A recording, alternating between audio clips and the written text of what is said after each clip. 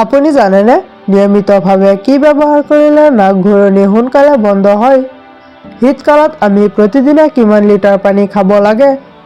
ব্যায়াম কৰিলে কোনটো অংগ শক্তিশালী হয়? এনেকুৱা ধৰণৰ আৰু কিছুমান নজনা প্ৰশ্নসমূহৰ উত্তৰ জানিবলৈ আমাৰ লগতে ভিডিঅ'টোৰ শেষলৈকে থাকিব বুলি আশা ৰাখি ভিডিঅ'টো আৰম্ভ কৰিছোঁ।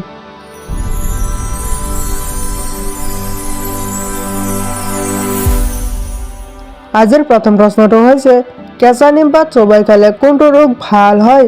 অপশ্যনসমূহ হৈছে ক চৰ্ম ৰোগ, খ হৃদৰোগ, গ কেঞ্চাৰ ৰোগ, ঘ ৰাজহাড়ৰ বিষ।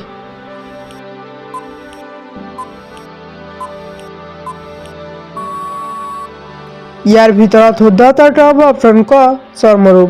কেঁচা নিমপাত চোবাই খালে চৰ্ম ৰোগ ভাল হয়। আমি আহিছোঁ পৰৱৰ্তী প্ৰশ্নটোলৈ। নেমুৰ ৰস খালে কি উপকাৰ হয়?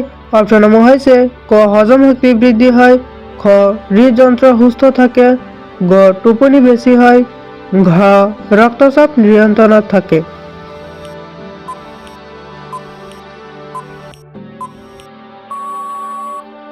ইয়াৰ ভিতৰত শুদ্ধ উত্তৰটো হ'ব অপশ্যন ঘ ৰক্তচাপ নিয়ন্ত্ৰণত থাকে। নেমুৰ ৰস খালে ৰক্তচাপ নিয়ন্ত্ৰণত থাকে। আমি আহিছোঁ পৰৱৰ্তী প্ৰশ্নটোলৈ। ভাতৰ লগত পিঁয়াজ খালে আমাৰ শৰীৰৰ কি উপকাৰ হয়? অপশ্যনসমূহ হৈছে ক শৰীৰ ঠাণ্ডা কৰি ৰাখে, খ তেজ পৰিষ্কাৰ কৰে, গ টোপনি বৃদ্ধি হয়, ঘ হজম শক্তি বৃদ্ধি হয়।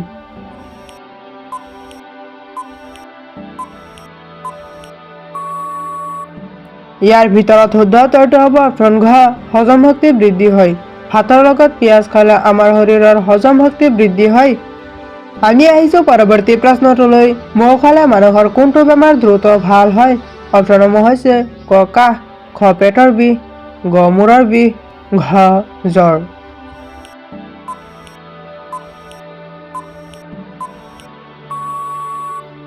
ইয়াৰ ভিতৰত শুদ্ধ উত্তৰটো হ'ব অপশ্যন ক কাহ।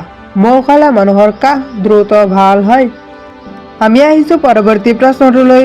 ওমেগা 3 ফেটি এচিড কোনটো আহাৰত পোৱা যায়? অপশ্যনসমূহ হৈছে ক কণীত, খ চেনিত, গ মাছত, ঘ গাখীৰত।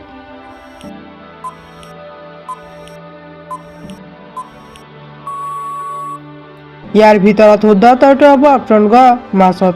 ওমেগা 3 ফেটি এচিড মাছত পোৱা যায়। আমি আহিছোঁ পৰৱৰ্তী প্ৰশ্নটোলৈ। কোনটো ফলত ভিটামিন ই পোৱা যায়?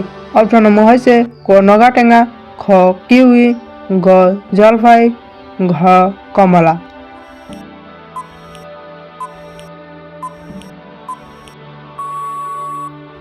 ইয়াৰ ভিতৰত শুদ্ধ উত্তৰটো হ'ব অপশ্যন খ কিৱি। কিৱিৰ ফলত ভিটামিন ই পোৱা যায়। আমি আহিছোঁ পৰৱৰ্তী প্ৰশ্নটোলৈ।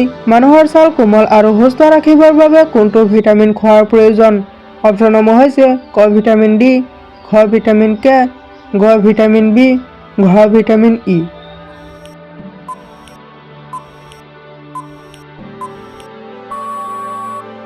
ইয়াৰ ভিতৰত শুদ্ধ উত্তৰটো হ'ব অপশ্যন ঘ ভিটামিন ই। মানুহৰ ছাল কোমল আৰু সুস্থ ৰাখিবৰ বাবে ভিটামিন ই খোৱাৰ প্ৰয়োজন। আমি আহিছোঁ পৰৱৰ্তী প্ৰশ্নটোলৈ। অমিতা খালে কোনটো ৰোগৰ পৰা মুক্তি পোৱা যায়? অপশ্যনসমূহ হৈছে ক পাচন তন্ত্ৰৰ, খ হাড়ৰ, গ কিডনীৰ, ঘ হৃদপিণ্ডৰ।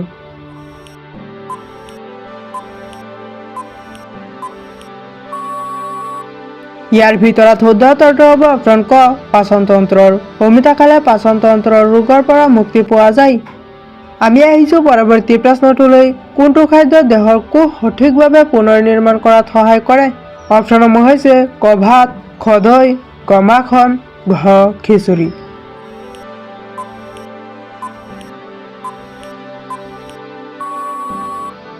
ইয়াৰ ভিতৰত শুদ্ধ উত্তৰটো হ'ব অপশ্যন খ দৈ। দৈ দেহৰ কোষ সঠিকভাৱে পুনৰ নিৰ্মাণ কৰাত সহায় কৰে। আমি আহিছোঁ পৰৱৰ্তী প্ৰশ্নটোলৈ। কোনটো গছৰ পাত খালে মানুহৰ দেহৰ কোষ সুস্থ হৈ থাকে? অপশ্যনসমূহ হৈছে ক নিম পাত, খ লিচু পাত, গ বগৰী পাত, ঘ তুলসী পাত।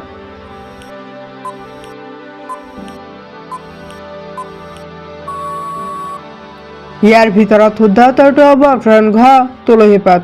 তুলসী গছৰ পাত খালে মানুহৰ দেহৰ কোষ সুস্থ হৈ থাকে।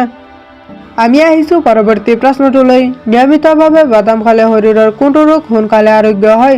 অপশ্যনসমূহ হৈছে ক জণ্ডিছ, খ ডায়েবেটিছ, গ কলেষ্টৰল, ঘ হৃদৰোগ।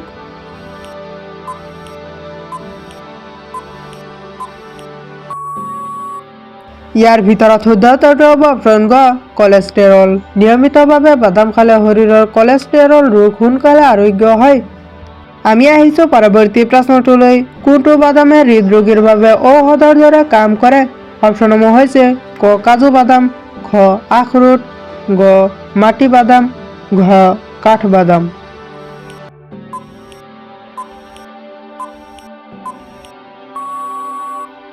ইয়াৰ ভিতৰত শুদ্ধ উত্তৰটো হ'ব অপশ্যন খ আখৰোট। আখৰোট বাদামে হৃদৰোগীৰ বাবে ঔষধৰ দৰে কাম কৰে। আমি আহিছোঁ পৰৱৰ্তী প্ৰশ্নটোলৈ। নিয়মিতভাৱে কি ব্যৱহাৰ কৰিলে নাক ঘূৰণি সোনকালে বন্ধ হয়? অপশ্যনসমূহ হৈছে ক পুদিনা তেল, খ মৌ, গ লং পানী, ঘ আদা চাহ।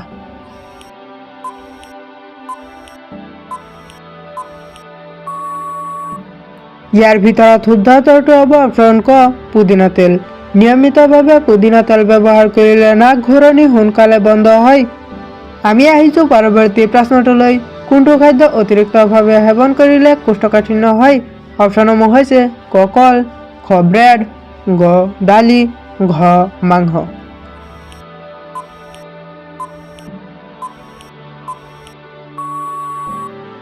ইয়াৰ ভিতৰত শুদ্ধ উত্তৰটো হ'ব অপশ্যন ঘ মাংস।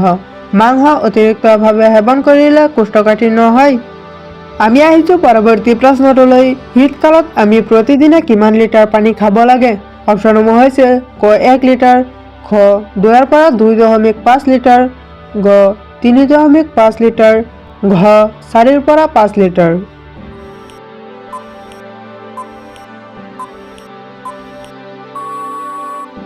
ইয়াৰ ভিতৰত শুদ্ধ উত্তৰটো হ'ব অপশ্যন খ 2 পৰা 2.5 লিটাৰ।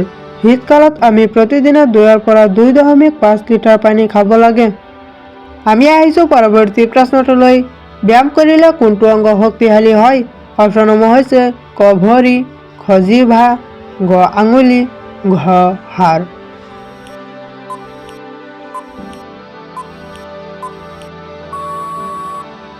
ইয়াৰ ভিতৰত শুদ্ধ উত্তৰটো হ'ব অপশ্যন ঘ হাড়।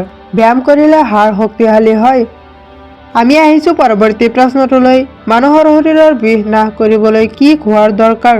অপশ্যনসমূহ হৈছে ক দৈ, খ মৌ, গ গাখীৰ, ঘ নেমুৰ পানী।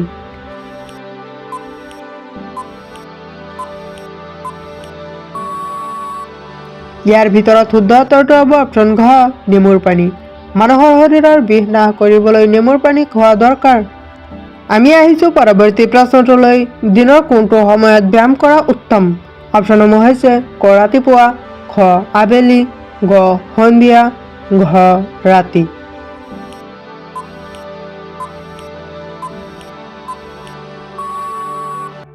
ইয়াৰ ভিতৰত শুদ্ধ উত্তৰটো হ'ব তুমি যেতিয়া ব্যায়াম কৰিবলৈ সময় পোৱা তেতিয়াই ব্যায়াম কৰিব পাৰা, কিন্তু কিছু গৱেষণা মতে ৰাতিপুৱা ব্যায়াম কৰাটো উত্তম। আমি আহিছোঁ পৰৱৰ্তী প্ৰশ্নটোলৈ। বেছি পৰিমাণে কফি খালে কি হয়? অপশ্যনসমূহ হৈছে ক ডেংগু ভাল হয়, খ বাত বিষ হয়, গ টোপনি কম হয়, ঘ গৰম লাগে।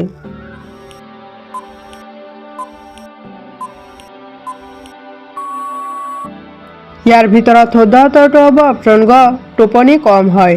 বেছি পৰিমাণে কফি খালে টোপনি কম হয়। আজিৰ একেবাৰে শেষৰ প্ৰশ্নটো হৈছে প্ৰতিদিনে ৰাতিপুৱা গাখীৰ খালে কোনটো অংগ শক্তিশালী হয়? অপশ্যনসমূহ হৈছে ক কাণ, খ হাড়, গ চকু, ঘ নাক।